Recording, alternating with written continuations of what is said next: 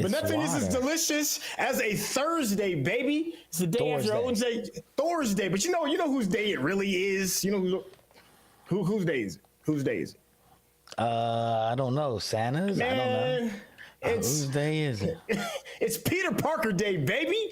Oh, is it Peter Parker Day? Yes, Today's man. Peter Parker Spider-Man Day. Yes, for those that got a chance to get the sneak preview, the sneak peek, to get to see the web he gets slinger. His own day, huh? I mean, you might as well. Everybody's been sitting here waiting for. It's probably one of the most anticipated Marvel movies since Endgame. Probably since Endgame. Probably. Yeah. So don't worry. You mean Black Widow wasn't the most anticipated movie? I'm gonna tell you. Before it came out, we all on the Black Widow bandwagon. We can't front.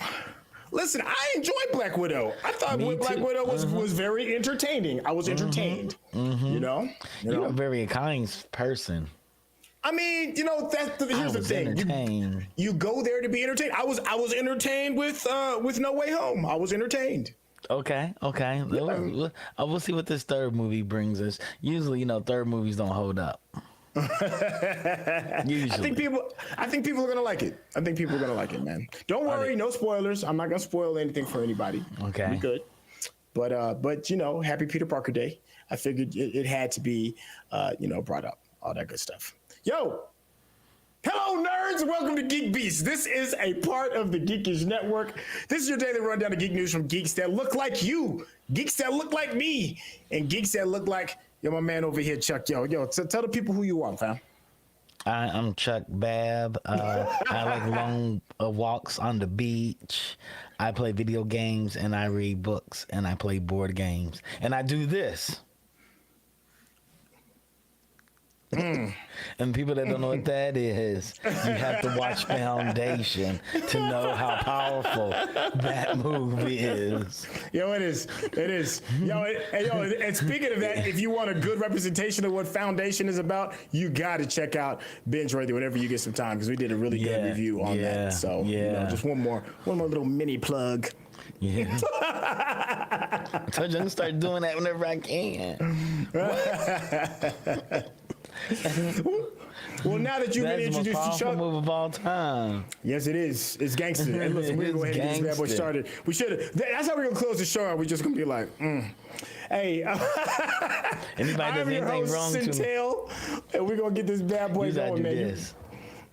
All right, so man, we better jump into some of these news alerts and some of these headlines that have been curated and provided for us by Carl, aka Defunk. Yo, thank you so much for the time that you spend curating some of our news. Hey, if you guys have any hot topics and hot news, please make sure you drop it in the chat. And also visit our socials on the Geekish Network. We're on Twitter, we're on Facebook, we're on YouTube. Yo, let us know. We do pay attention. But for now.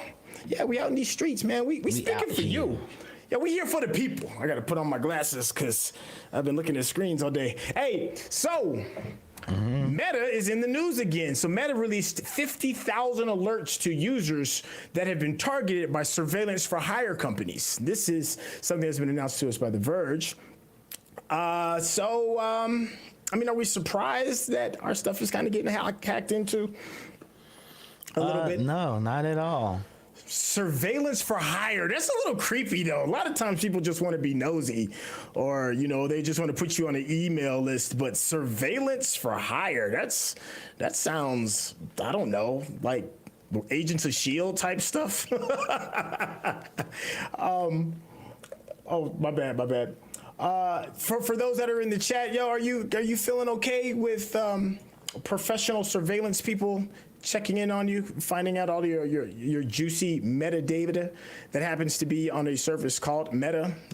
You see what I'm doing there? I mean, it's out there anyway. It's out in them streets. So, I mean, people have to be okay with their data being shared. They make so much of it on the place that doesn't protect data.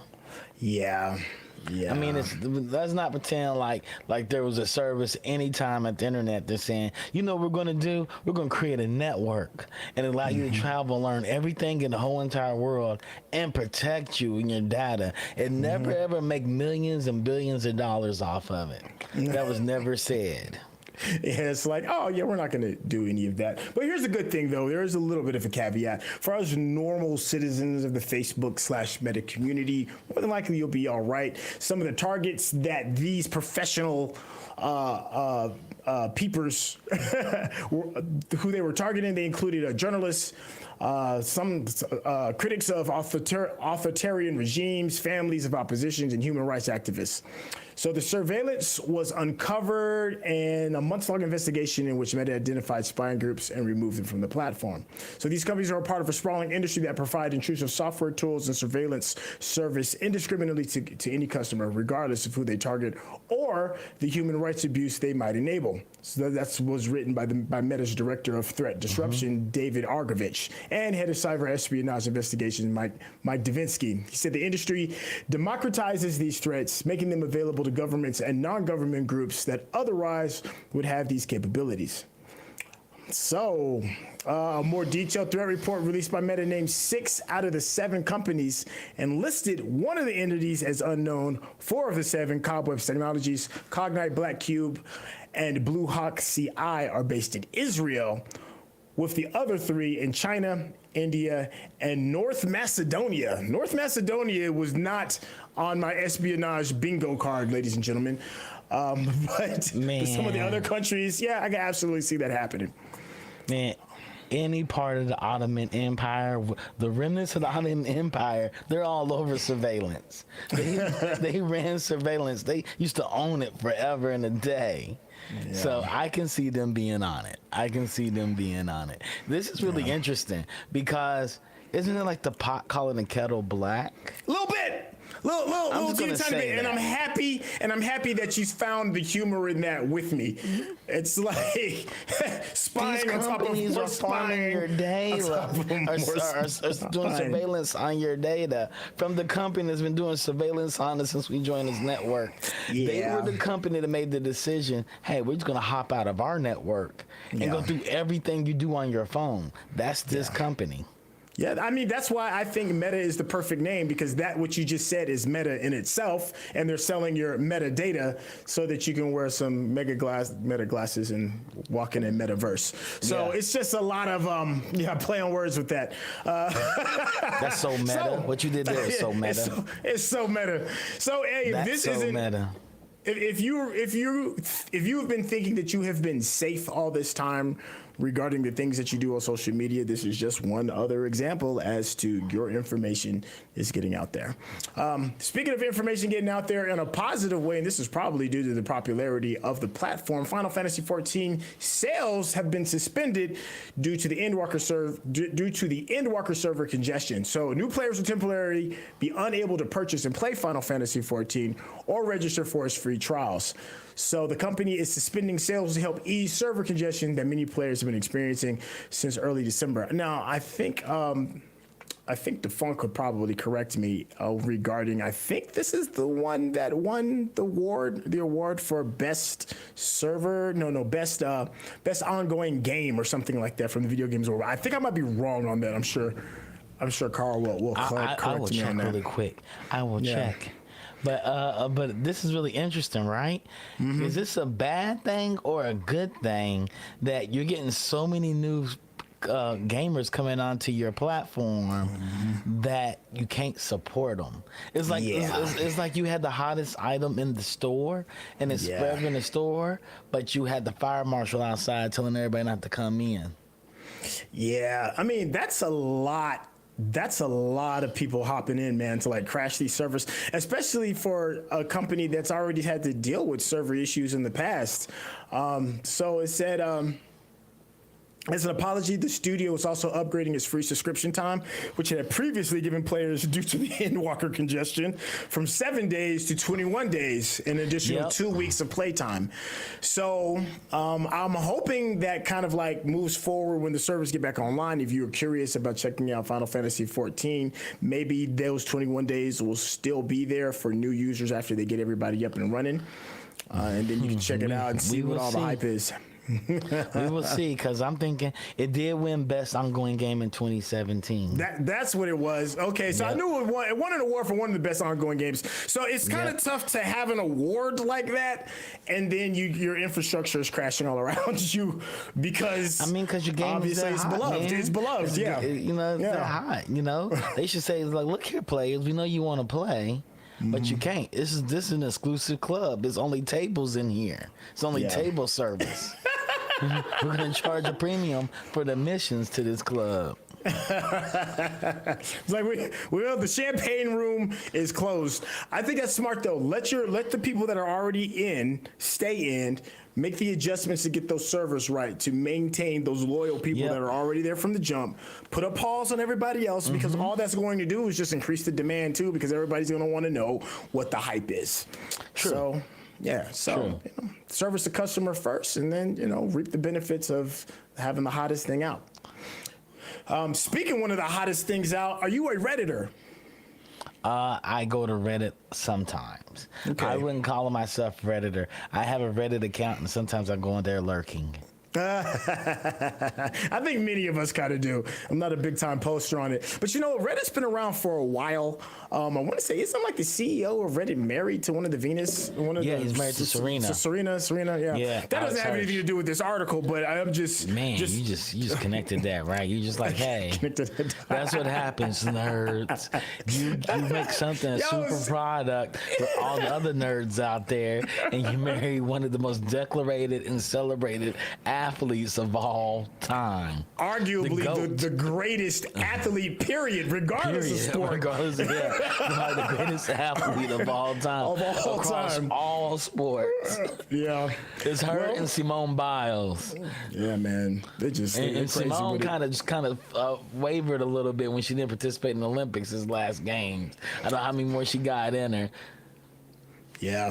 But Serena commended her for doing so. But I'm just saying. You got to get your mentals right before you start, putting yourself out there. I'm not mad at the decision. Oh, we're getting off the subject. My bad. Hey. Yes, but anyway, we're bad at this. We're bad at this. So Serena's husband is I think she's the CEO of Reddit, maybe. I don't know. Who's the owner? Well, here's the thing. Reddit's files are going to go public.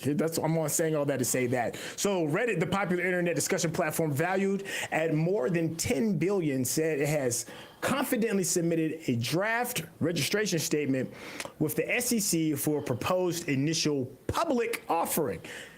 I was asking you that earlier because I thought, I did not think it was already public, but based on some conversations that we've had, even with some of our producers in the back, we didn't really realize that it wasn't already public. Yeah, I didn't know it was just privately held. Alex Hurst was just holding on to it.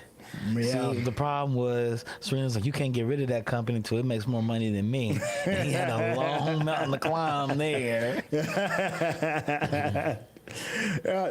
Word that Reddit is officially planning to launch an IPO comes after it announced a $700 million in new funding in August, which the New York-based company said gave it a post-money valuation of more than $10 billion. Reddit said it plans to double headcount in 2021, expanding from about 700 to 1,400 employees. So. Man, that's a lot of money. That's a lot of dough because, one of the biggest things you pay for is payroll. Woo. So the company earlier this year hired its first ever CFO who oversaw Snap's IPO in 2017. So they're definitely getting their ducks in the row. The fact they just hired a CFO, they've been around for like that many years. Like, what we need right now? We need a man here to count the money. Or a woman. We need a person here to count the money. Yeah, so I mean, if it's gonna be now, correct me if I'm wrong, because it's about to be a public offering. That means can average Joes like me and you invest in Reddit while the getting is kind of good, or is that just kind of like all the way off? Try to get in on the IPO, homie. That's what I tell everybody. That's the best thing we could do is try to get in on the IPO. Okay. I'm gonna try. I don't think we're gonna be successful. I'm gonna give it a try. Well, you heard it here first, ladies and gentlemen, on GeekBeast on the Geekish Network. See, we over here talking, and potential investment opportunities over here. We keep it geeky just like that. And just to prove that we are still maintaining our geek culture, Godzilla versus the Mighty Morphin Power Rangers. The comic book crossover we never knew we needed. Some kaiju and Power Rangers. For that. I'm so down with that. I don't understand how they not make this a movie yet.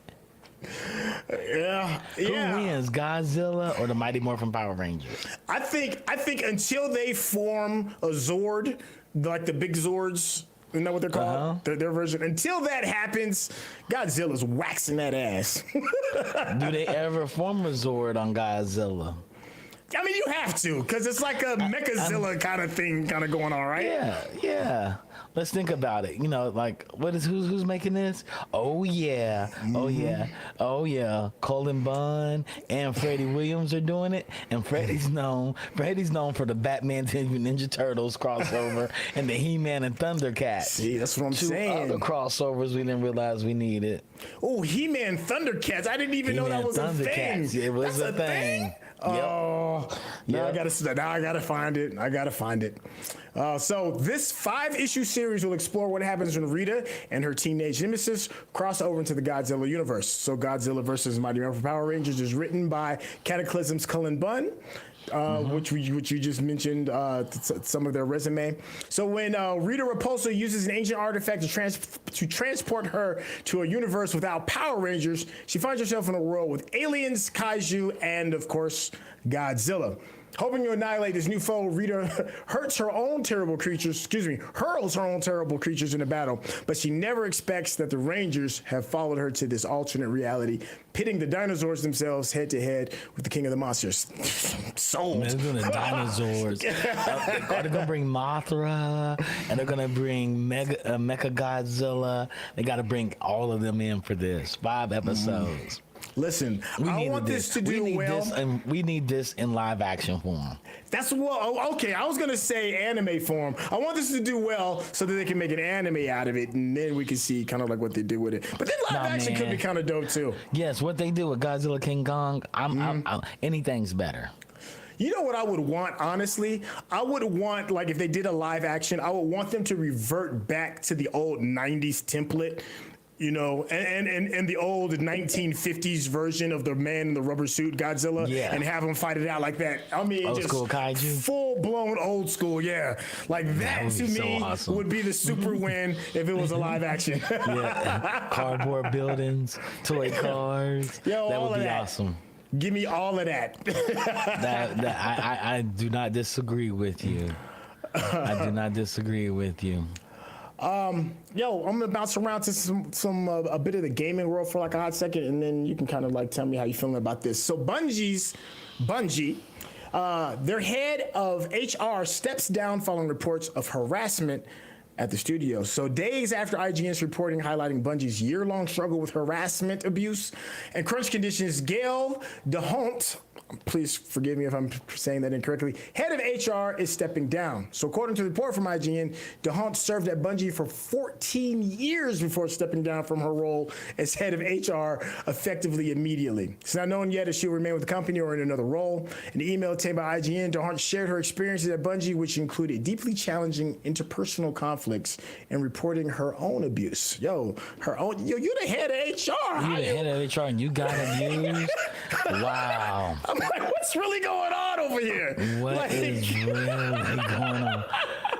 Time out. Let's time out that. She's been there for 14 years. Who is abusing the head of HR? Is it the CEO? Who the head of HR can get you fired? That's what I'm I'm saying. How does this happen? That's like punking a cop. You don't do that. No, it's like, they must have been like, you better not say Hold on. 14 years. But Parsons, the CEO of Bungie, responds to reports saying he doesn't refute the incidents. He's like, oh, my bad for causing pain and suffering. But how you going? Those current and former employees that I ran off. That's man. I don't know. What? So apparently there was a report, and the report captures incidents of the manager yelling frequently at employees. So much so employees kept track of his explosions on a whiteboard. Toothless diversity and inclusion committees that seemed to actively work against the needs of his members, and numerous incidents of harassment directed at female employees. I just don't understand how you harass the person that's in charge of HR. The person that's in charge having a hard time. Not only that, but they work with recruiters to bring people into the company. What do you have when you talk to the head of HR and be like, is it a great place to work? Is she lying? Is she telling the truth? I don't know. I don't get this. This is the wildest story. I don't understand it at all. And you know, let me not take light of it. It's just odd.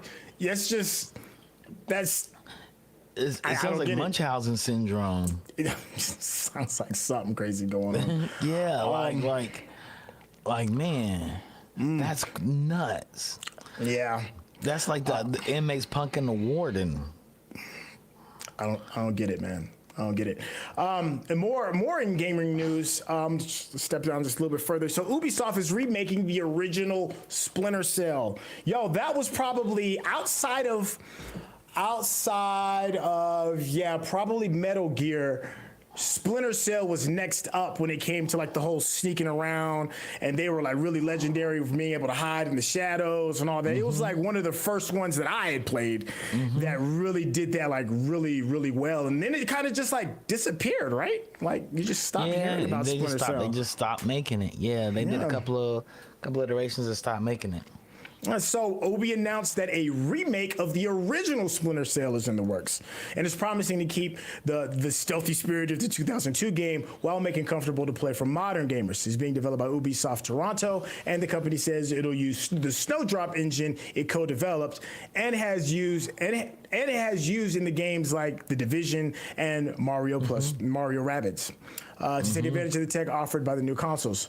So they're saying that the remake won't go open world. Instead, there'll be linear levels where every square inch is a part of a choice or directly offers a choice. So that's kind of good, because I'm starting to get these like sandbox burnout. You getting a little bit of sandbox burnout? You embracing more? I don't play a lot of sandbox games because I don't know what to do in them. I have no idea. Spider-Man's the only sandbox game I played in like years. Oh, it's good though. Spider-Man was really good. Yeah, but you know what? You play Horizon. What's it? Horizon Dawn. Horizon Dawn. I was like, nope.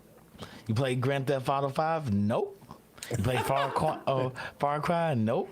You play Fallout? Nope. I don't play any of those because we were like, I tried Fallout and I was like, what happens when you get out the vault? They said go anywhere.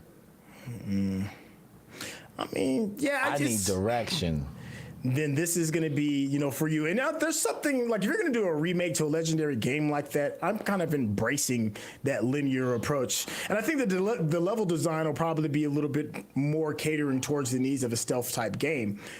So it's playing stealth in the shadows like it used to. Metal Gear or stealth as in stealth? Stealth as in stealth, like it was the first to like really do it. Like Metal Gear wasn't like one of those games that you really came in guns blazing, like at all. Like you really were trying to live in the shadows. And then of course you really wanted to use those little made it impossible. They made you shoot and kill people.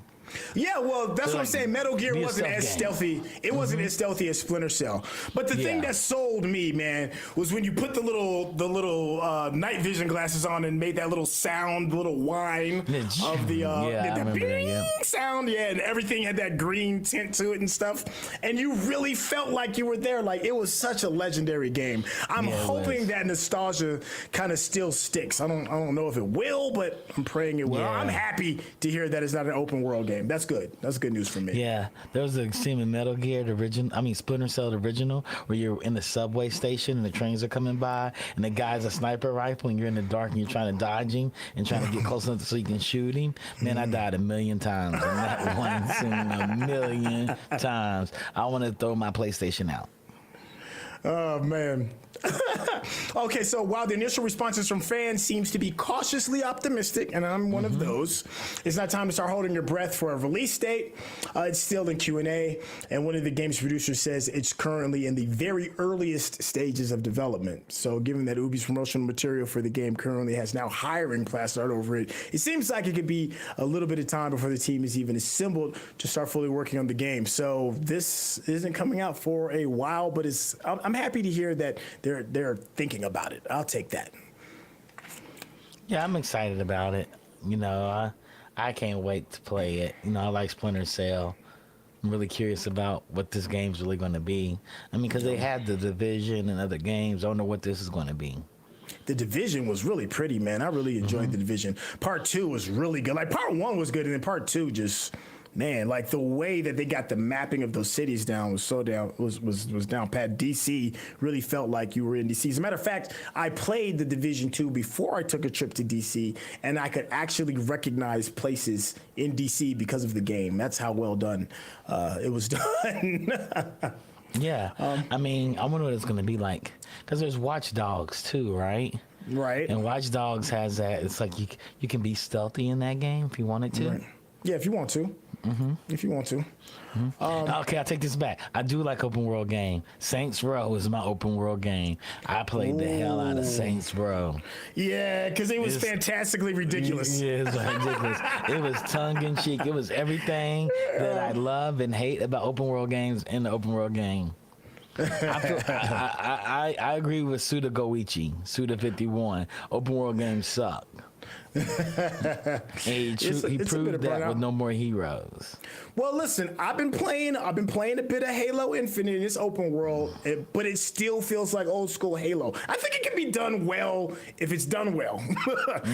That doesn't really make a lot of sense, but you know, whatever. Hey, I want to close out on some comic news, if that's all right with you. You got a little bit of time? Cool. Go ahead and do it.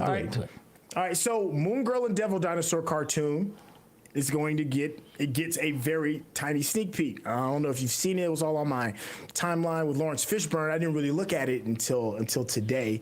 But were you ever a fan of the comic for Moon Girl and Devil Dinosaur? Yes, and I'm mad because Marvel made it a cartoon and didn't make it live action. Yeah, I mean the dinosaur might be kind of hard to render for a live action series. No, you don't think so? I'm not going with that because I just watched that teenage TV series on Hulu, The Runaways, and they had a dinosaur in there too. And I watched Marvel I watched Marvel have a talking tree that yells Groot all the time and a talking raccoon. That was for a movie. Because they're using the same teams now. That's just one universe now. It's the same teams across everything. When's the last time you seen a show on Disney Plus, a Marvel show that didn't have movie quality? I'll wait. Yeah, I mean, you're right. You're right. Exactly. You're not wrong. I'm just saying it's gonna be expensive. Pay the money. It's a kids show. Pay the money. You want to get the kids in here. You're gonna get them with the cartoon, but they're gonna compare it to all the other great cartoons they got out there. You get them something live action. This is something different. Okay. Yeah, that's true. Well, for those of you that don't know, because this isn't like a super well-known title, the highly anticipated series follows the adventures of a 13-year-old super genius named Lanella Lafayette and her 10-ton T-Rex Devil Dinosaur. So and she's the smartest person in the Marvel Universe. Yeah, I've heard that argument. I've heard that argument. I've heard it. Hey, Marvel stated it. She's the smartest girl in the Marvel Universe. Well, I also host Suri from that's a part of the Wakandan descent is in there, and then of course there's Reed Richards. So I know we're getting off the task of the smart Marvel people, but I heard she's on the list. Out. Yeah, I can't help it, man. This is we're in our wheelhouse. We need to stop nerding out. So to continue on the premise of the show, so after Lanella accidentally brings Devil Dinosaur to present-day New York City via time vortex, the duo have to work together to protect the city's Lower East Side from danger. Now, it's done in a very colorful a very colorful palette as far as the cartoon is concerned. It looks kind of cool. It looks like it would be on like one of the Disney channels, what is it, Disney cartoon, Disney Kids or whatever. It doesn't feel like it would be like on Disney Plus. Maybe that's just me, but whatever. Lawrence Fishburne is one of the co-producers, or he may be like the executive producer on the show as well. And it's going to feature characters of color and a dinosaur. So, sign off on it, man. Why not? Let's keep it moving. And then Lawrence Fishburne is going to be presenting you the clip. It's all on the Twitters. You can look it up on YouTube. Just look at Lawrence Fishburne and of course Devil Dinosaur, and then you'll be able to get a sneak peek. You can maybe even drop it in the chat if you got time. Hey man, so we are right at 9 o'clock. This section went kind of quick. It was nice and chunky. Thank you, Carl, aka Defunk, for curating all of this amazing news and making me and Chuck look good. So we're gonna go ahead and close this out, big dog. Yes. Can I? All right. Yes. Please close it out. So that's going to conclude the news segment of our show today. Thank you so much for tuning in. Shout out to Digital Click for all the creative you provide. Listen, you make us look good. All of this bordering that you see around here that makes everything pop. Just makes it just...